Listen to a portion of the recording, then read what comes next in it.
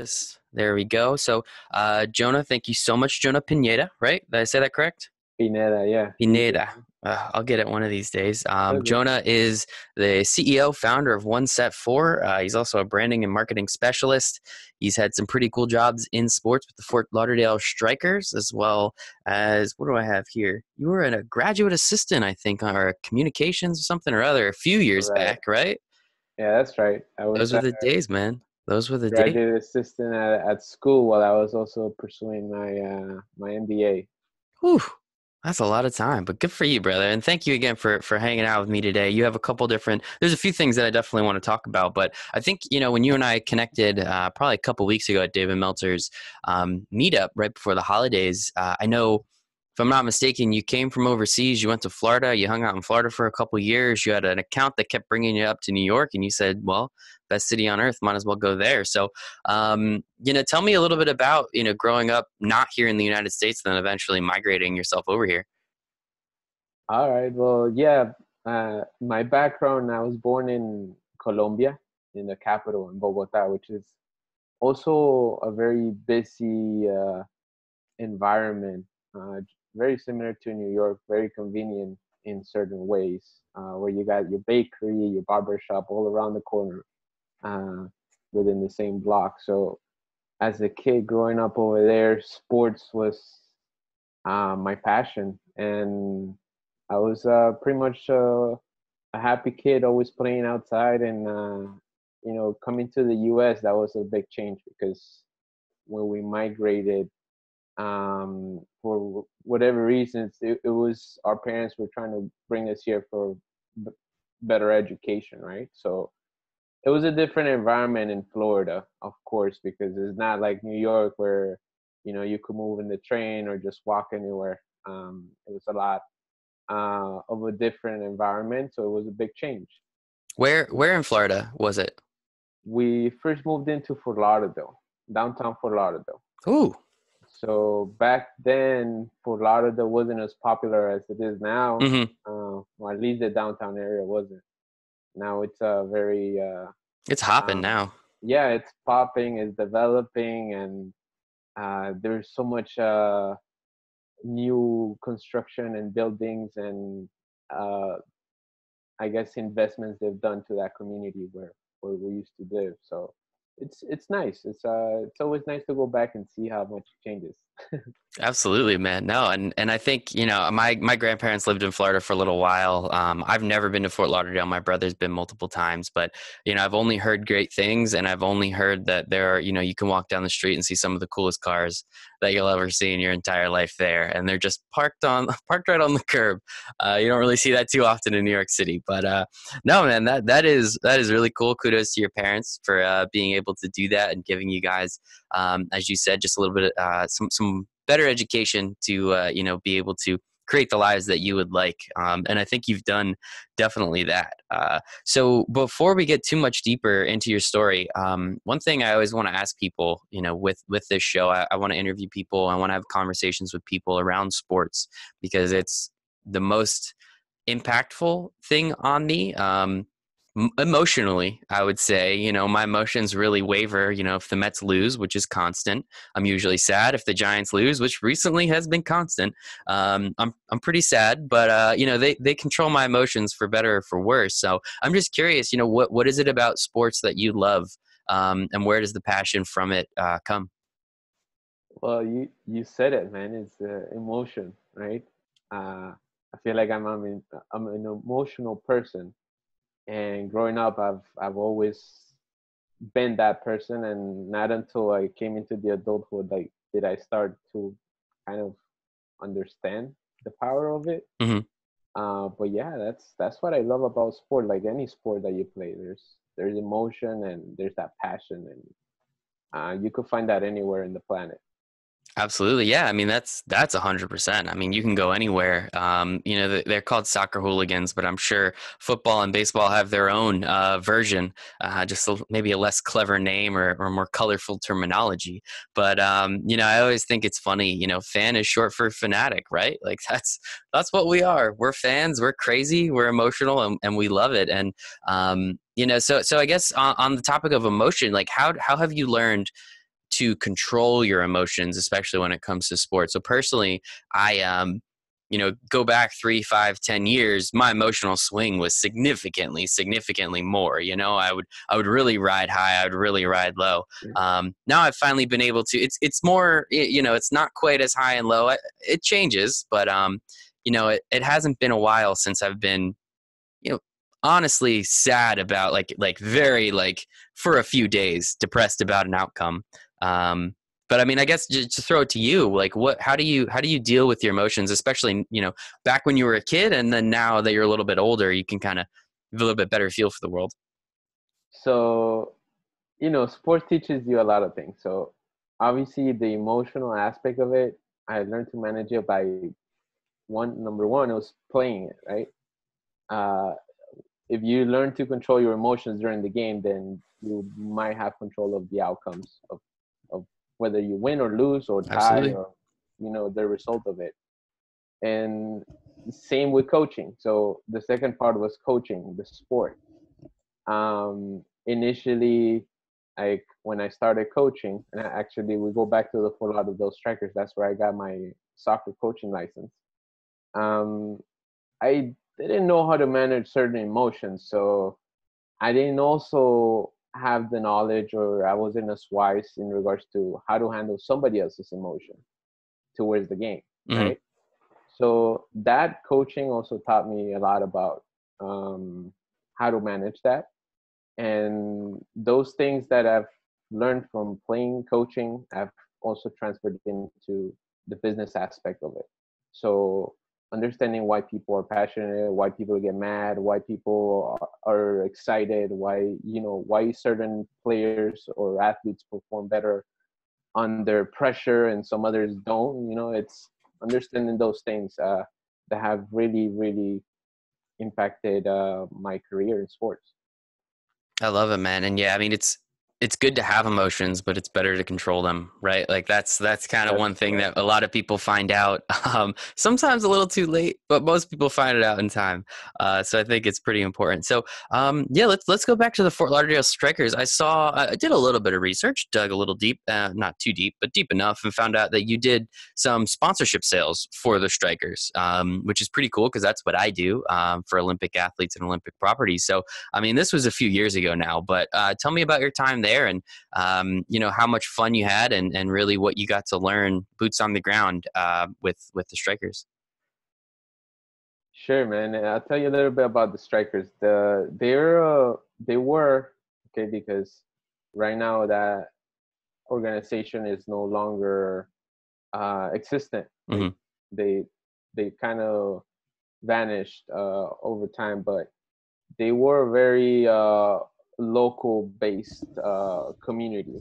So when I first started there, I just started in sales, just selling tickets, and eventually I worked my way up into sponsorships because of my relationship with the community. So um, the exciting part about that was creating the experiences, not just for the fan that was coming to the stadium, buying a ticket and coming to the stadium to see the sport, but also to the sponsors, whenever they wanted to bring, for example, a group outing uh, to one of the suites and have a different experience than going to a baseball game or just going out to a bar.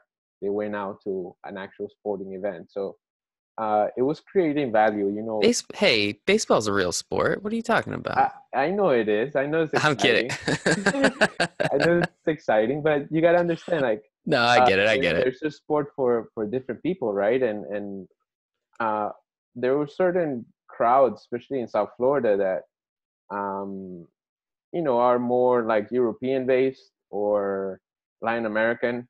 So it was finding those targets, who really likes it and who enjoys it or who wants to see a different experience, right? Like Hmm. something different. So it was all showing up value up front for sponsorships and creating those relationships that allow you to develop things into a bigger scale, right? So everything I believe starts small and you start developing it little by little, just like you're starting with this podcast, right? You start Hmm. small and it takes little by little, you eventually grow it into something bigger.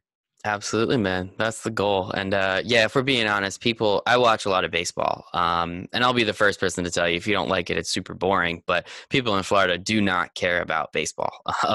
Miami Marlins, unfortunately, the Tampa Bay Rays, unfortunately, they just do not get anybody to come to the games. And it's unfortunate. But, hey, it is what it is. People, as you said, people from different areas, people, different strokes for different folks. So it's unfortunate. But hey, I'll go to all the games that I can here in New York, and hopefully the Mets win every once in a while. So I know, with working for a sports team, and you've already brought it up, most of your life you played sports. You're currently still playing sports. I remember that was one of the things that you and I spoke about a little bit. There's this application you use on your phone to just go find, what's happening, where some of the games are. So with still playing sports, is that because you want to stay in shape? Is that because the competitive fire that you just want to, it's nice to remember to be what it's like, remember what it's like to be a kid still. What's the competitive drive like there when you are going out and, playing on the street and, beating people down? Yeah, well, like I told you, sport teaches you different things, and one of them is that controlling the emotions, right? It's so when I go out there to play, I could see how my competitive nature just, as soon as I step in, like, it Hmm. clicks in, and I don't want to. It's a that the game we play is street soccer, street football. So uh, pretty much you have three teams, and whoever wins stays on the field. So you don't want to get off the field, and Hmm. you want to stay. So my competitive nature just wants to stay on the field the whole time, and I guess that kind of also transfer into everything else that I do. So it kind of keeps me going. Whenever I feel like things might not be going the right way, or things are not going as fast as I want to. It's understanding that, okay, we got to control that emotion, and things are going to go the right way. Just uh, have to find something right now that I could do that could keep me going, or keep that fire going. So that's why I still play. It keeps me alive in that aspect too. I love it, man. I mean, personally, the last over the summer, me, a bunch of friends of mine, we play in like a beer league softball. We are on a beer league softball team, so not the most competitive, but it is so much fun.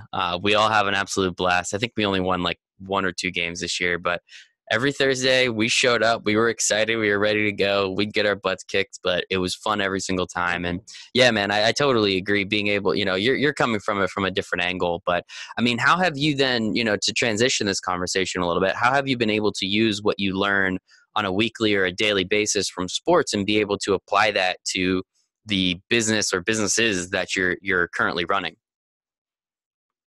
Yeah, well, so is that, look, we could transition it into uh, many different things, right? Like it's working with other people. It's sport. I mean, it could be individual or could be a team, right? That you're working with, and most likely, if you're playing an individual sport, you know that your mind is something that you got to develop over time in order for you to compete at the highest level, right?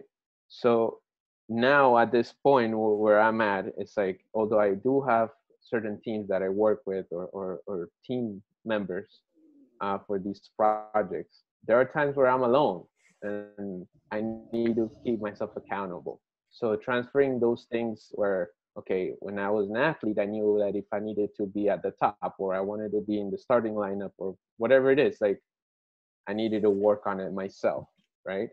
So is that accountability that, okay, in order for me to continue to evolve, I need to work on myself. It's Hmm. not just the teamwork. The teamwork is very important, and being able to deal with others, right, and leading others.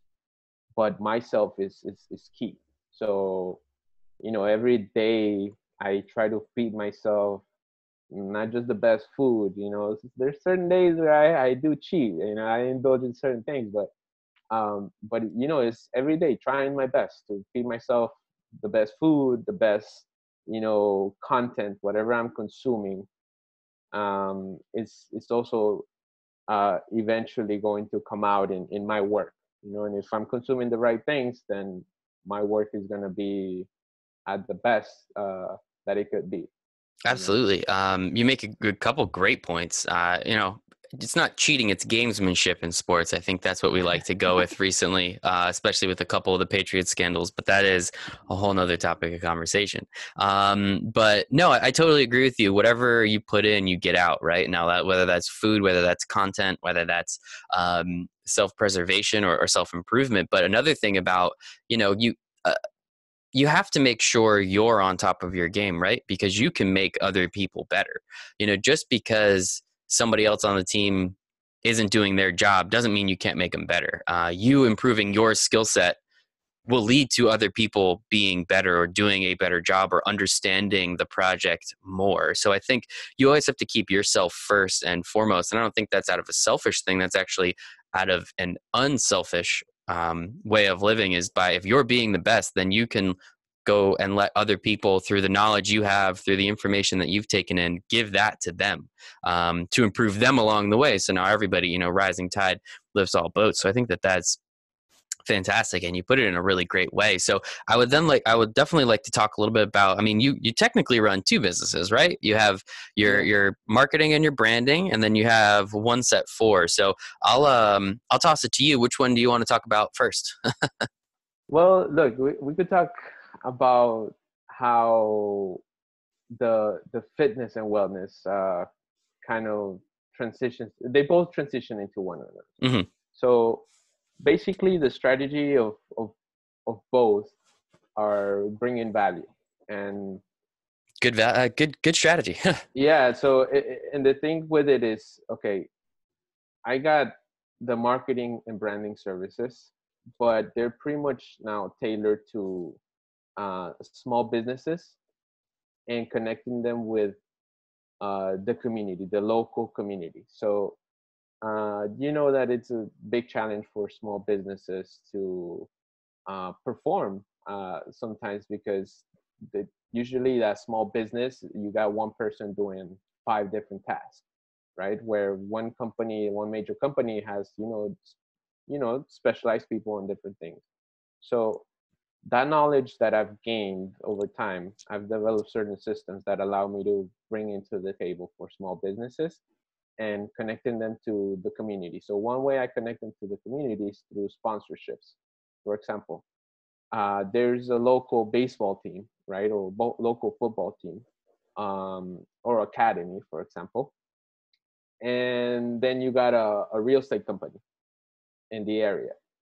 So there's ways to connect them with sponsorship, right? And some of these actual organizations that are providing sports for the youth, they're also now for profits.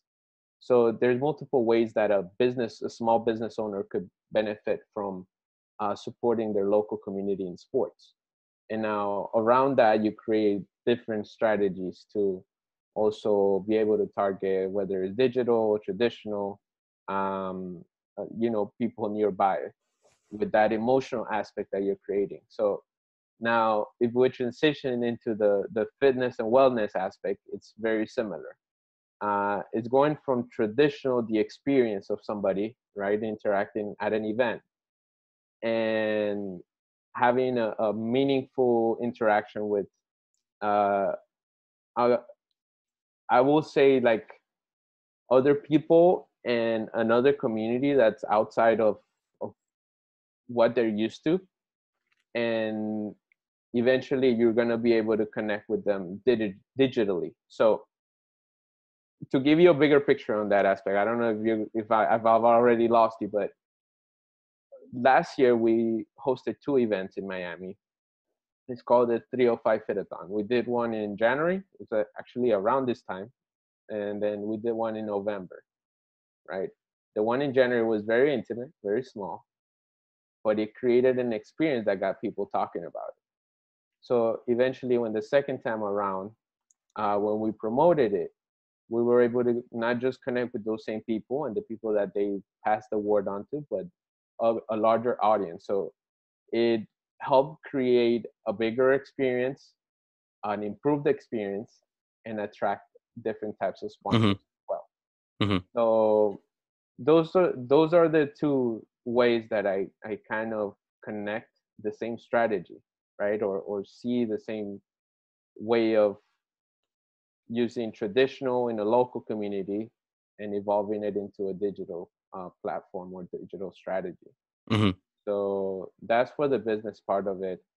And I try to stick around sports because I feel like you said, it's an emotional thing. It's a thing that uh, it teaches you so many values. If you approach it the right way and you got the right coaches and mentors Mhm. around you. Because one thing I do know is, even though you're trying to be the best, you gotta learn from the best, and you want to teach that as well. So later on, somebody else could become better than you are at some point. Like that's just passing it on. Absolutely. I mean, that's the goal, right? You want to help somebody, like your why is to help people. And if you can help other people become better at helping other people, I mean, that's you still affecting, what you're trying to do. That's still you, just it's through them instead, right? Like, so it's even better that way. That way, that's how you help the most people on planet Earth is you just help as many people as you can, and hopefully they go help as many people as they can, and we have the network effect. Um, so I think, one thing, we talked about emotion with sports, and I think, taking out politics and religion, the two things people are most, in my opinion, the people are most emotional about are sports and charities or nonprofits. And you've kind of been able to tie those two things together. And when people have an emotional experience, when people have something that really touches them, what is it? People won't remember what you say, but they'll remember how you feel. I think that's a relatively famous quote, unless I just came up with it. In that case, please write it down. But I think like something like that, when you can tie those two things together, I think that's when one is awesome, but two is just super impactful. And as you said, you had one event, it was very intimate. And the second time around, people were talking, even though it was 9-10 months later. Right. So like, that's super impactful where, hopefully you now be able to start having them more and more often. You can impact even more lives. So I do want to dive into One Set 4 a little bit more. Can you, I guess, describe one of these events or exactly like what you're doing? Like, I know you've said it to me before, but I would like the people, listening to understand, like, what exactly do you do and how exactly are you doing it to impact lives and to help raise money for these charities and non-for-profits? Of course. So One Set Four is a charitable fitness community, and the way we contribute to organizations is by hosting or creating these events where people could come up and talk to other people, experience, share their stories. um, that's one way, and I'll tell you about the events, how we've created these events and how that has evolved and what they're about. Mm-hmm. Another way is through actual products. So people are also emotional about what they wear. For example, you're wearing a sweater right now with, Mm-hmm. there you go, that's an emotional product for you, right? Mm-hmm. My This, girlfriend loves the Rangers, so of course I'm there gonna you wear go, it. there you go. You're learning to Yep, bang on those emotions, huh? Okay, absolutely. that's good. She's So probably happier when she sees me wearing this, right? Rather than just seeing me, now she sees me wearing a Rangers shirt. She's like, wow, this guy is probably the greatest thing that ever happened to me. How did I get so lucky? That's definitely her thoughts. there you go. That's good. I'm gonna start practicing that then. That's a good tip. So that's another way, right? You got the events, you got the products, and then eventually, right now, we're working on a few other ways to create experiences as well, digitally. So I'll tell you a little bit more about the events. The events is the first event we hosted. It was, like I said, it's called the 305 Fitathon, and what it really entailed, it was a CrossFit competition. Okay, and the first one we did was totally individual. So we got a group of males and a group of females, and they competed, and we saw who was the best at the end of the day. They had to do a series of workouts, and I partnered with a specific gym Florida is called Another Level Fit, and the gym owner, uh, Mr. Rafael Pino, which he likes to go by Pino. He's the one that organized the whole competition aspect of it, like the whole workout experience. He's the one that designed it for this event. So he's one of our partners that has helped this experience also grow significantly.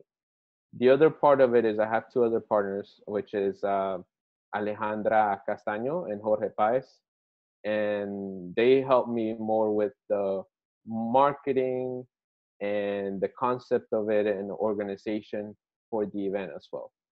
One of them is he's got experience with training, and he's got his own network as well. And then the other one, she has experience with events. So I met actually at the Fort Lauderdale Strikers, I believe, or before that, but we worked together at the Fort Lauderdale Strikers, and she helped a lot with the marketing and organization of events.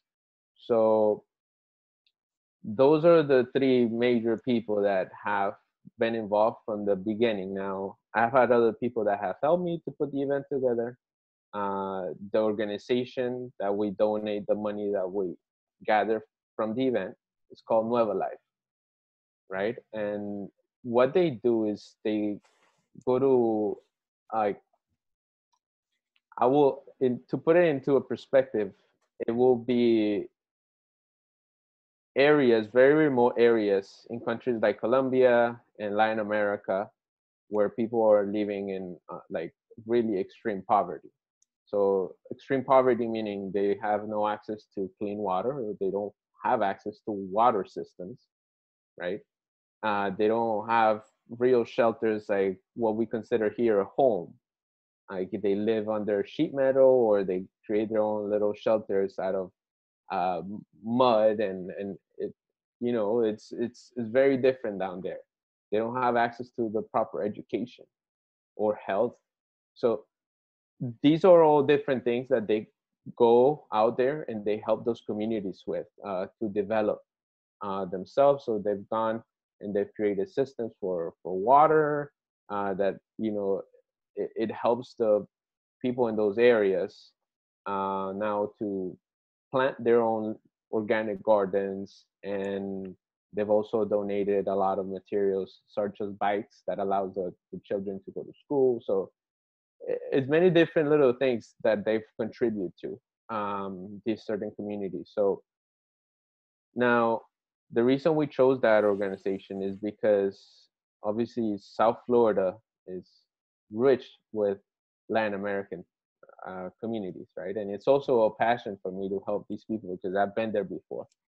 Um, Now, there's been other people that have helped me with these events, such as volunteers. My own family has also contributed to it. And when you go to this event, when the participant or the spectator goes to this event, they already know that they're going because they're contributing to something else. They're not just going to win, Hmm. to participate and work out. And by the way, these workouts that this gentleman Rafael Pino has created, like they're intense. Yeah, you said it's CrossFit, right? Yeah, Yeah. they're pretty intense. So it just seeing these people go through these workouts, and some people saw these people suffering. They're, oh, these people, but they've motivated these other people that are watching, the Hmm. spectators, to go out and start the year working out. So now the second time we did the event, we actually did it in twos, in pairs, Hmm. teams of twos. So the reason why we did it is because we noticed at the end of the first event, the competitors were all cheering for each other to finish the workout. Hmm. It was a healthy competition. Like even, it was even the first person that finished their workout, they were cheering out for the last person that was finishing that workout, that set of workouts. So that was pretty special. So we decided to do it into twos, and it brought a larger crowd. Two, is that teamwork that we just Hmm. talked about earlier, Yep. that helps you also to stay accountable and keep pushing farther beyond your limits. So it was a very very, very exciting experience for everybody that attended, for myself, for my, my team, the volunteers that showed up. It definitely scaled up significantly from the first time, and we plan to keep bringing these experiences to life, not just in Florida, but elsewhere in the country. Right now, I'm looking to do one here in New York by the end of this year. So that's one way that we bring those two things together. I love it, man. And what was the result for Nueva Life? How impactful was what were the two events for the foundation?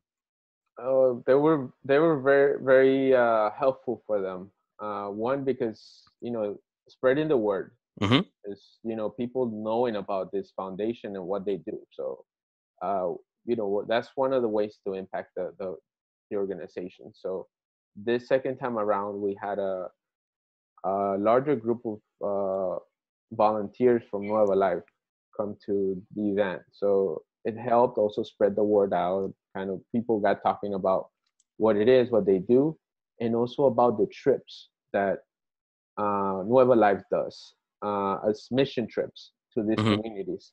So later on this year in May, we're planning a trip, do it as a group, and having that experience as well. So it's not just about the funds that we gathered and that has helped them significantly, but it's also, encouraging people to experience something new and worthwhile. Because when we go travel to these different countries outside of the country or here, to tourist areas, we go to kind of disconnect, with our routine. So Hmm. we're offering a different experience where people are able to give back while they travel and they see all these areas that are not just like as easy to access as going out to the beach. Hmm. So it's pretty interesting. Like I would definitely be like to share more about that, even about the experiences, because um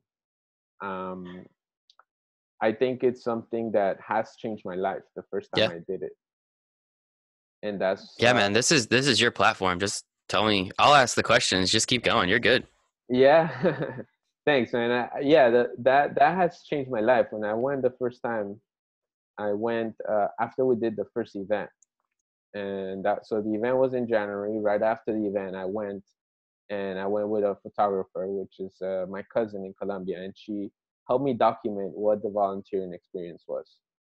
And it was amazing. It was amazing seeing these kids light up when you donate a soccer ball, for example, to them. Hmm. Just to put it in perspective, a community of 28 families was sharing one soccer ball. Wow. Yeah, that's they were sharing one soccer ball, and 28 families, just put it at a minimum of 3 or 4 people per family. That's a lot of people sharing one soccer Yeah, ball. So not to make the situation too lightly, but as you were saying before, you win, you stay on. I mean that brings it to a whole nother level, right? If you want to win, you want to continue to play. So yeah, that's. I mean, what'd you say? 3 or 4 people. I mean, that's 120, give or take, people yeah, sharing one ball. Like that's crazy. and that's just one community, right? Yeah. So when we went, we not just volunteered, but we also brought in some gifts and some donations. So I mean, those kids that received the equipment, uh, their eyes just lit up, and me handing a soccer ball that I got as a donation from here from the States. Over here we have so much access to. Okay, I lost a soccer ball, I could go to the store and buy one. But over there in that community, they one, probably they don't have access to the funds, and two, is there's not a store nearby. So, uh, so yeah, that was very special. And they kind of told us their stories about how they live, how the community, works together to kind of help each other out, and um, about their culture, about their challenges, about everything that they could tell us. But they're still young people, and even the adults. kind of showed us around a little bit, and what their lives are like. So now, one thing that I did notice is that these kids with so little, they could be so happy. And that helped me put things into perspective that, okay, like this experience, is not just making these people happy, it's making me happy because I'm helping somebody else. So why not share that experience with, uh, a larger crowd? Now, obviously, you're not going to go with 1,000 people traveling into this location, but is smaller groups that are going to be able to share in a very meticulous way, and curated way, because there's still dangers by going, and people are going to tell you about the dangers, but uh, the systems that this foundation has created has allowed it to open it to a lot more people. So yeah, that experience changed things into my own mindset, and it kind of broke me away, like, from my limited beliefs. Hmm. We provide our mind our own limitations, so that kind of changed everything and brought everything into perspective, that I'm capable of doing a lot more with what I got. Absolutely, man. I mean, we get in our own way more than anybody else does, right? I mean, what's on the other side of fear? Nothing. Limiting beliefs, believing that you can do something is you're 50% more likely to do it if you just believe you can do it. So just getting, halfway there, I think is really important. And on that topic of, unlimited, belief, like what is your, pie in the sky view of One Step Four, and what are the types of events, what are the types of foundations that as soon as possible you would like to start working with and start helping? Of course, and I appreciate you asking that question. And the vision for One Set Four is, it, it is definitely a long-term play, right? It's not something that I see, I mean, if it happens, it happens, but I don't see it like just multiplying like into millions of people within 6 months, right? Like, it's something that I'm taking really a lot of care with, and right now the manpower is, it's we're doing the best with what we got. Hmm. So what I'm looking forward to One Set For is getting help from more people, uh, whether that is like volunteers to help grow the voice of One Set For, and the meaning about it, um, but also, like, financial aspect of it, just putting structure in certain ways where it also attracts a backing, and Hmm. um, it allows other, you know businesses to grow out of it as well. Like the gym, for example, that's one. Yeah. uh, the sponsors at these events, like, that's another added value, that we're helping this business grow and get exposure, so in a local community. So the other thing that I see with One Step Forward is creating more of those experiences, creating more events, creating more opportunities to travel to different locations, and creating more opportunities for people to also wear Hmm. what they feel like it's meaningful to them. Hmm. So that's how I see it, and I believe it's all a matter of time. These things start to click in little by little, and Hmm. with the organizations that I look forward to work with, it could be local, it could be international organizations, but it's definitely up to our team and seeing how they also connect with our values and beliefs. Absolutely. Yeah. Morals, mission, values, beliefs, those things have to align, because if those things align, it's stars aligning, and we can shoot this thing into space. If some of those are a little off, that's when problems do start to occur. So I guess, Jonah, like what can I do to help you? I introduced you to a friend of mine a couple weeks ago. I don't know if you guys had the opportunity to chat. He's a cool dude, works for the American Cancer Society. Well, who says you can't help a million people tomorrow? Shoot, he's a good guy. He might be able to get you there tomorrow. You never know. But like, what else can I do? What else can people listening? What can they do? To try and help, and your mission in helping others. I appreciate that. Look, you've done a lot already just by putting me on the podcast, putting Hey, me in man, touch with Dan. there's always more. there's so much value that you've added already. And like, if anything, I would just say to follow us on social media, to check out our website, and to learn more about the events that are coming up and the trips that are coming up. So Hmm. Well, I what think, so what's your website? What's your social media? I mean, I'll get it and I'll put it in the show notes, but say it here just of so course, people that are scrolling right the now can look. website is oneset4.com. So the word one, the word set, and the number 4.com. And the social media handles is the same, oneset4. And that's pretty much where you're going to find, pictures and videos about the past experiences. And if you go on our website, you're going to find blogs that are going to be discussing the future events and what's coming for One Set 4. I love it, man. What are the future events? What is coming? So right now, I could tell you is that we're doing the trip in May, and then Okay. for the events, Back down to Colombia? You're doing another trip back down to Colombia? yes, we're Okay. going to Colombia, to the north part of the region, um, and we're gonna be going for about 7 to 8 days. Wow. So that experience, you guys can learn more on our site. It's very detailed, and we look forward to bringing in people from different walks of life, and experiencing that, and learning about something that's outside of our realm. Stepping outside of that, because it definitely helps us grow individually and as a community as well. I love it, man. Good stuff. Well, Jonah, I mean, do you have anything else to add? I think we did a pretty great job at getting a lot of this stuff out there. Is there anything else you wanna let the people know? No, thank you. I want to say thank you, and you're doing a great job. I think you asked the right questions.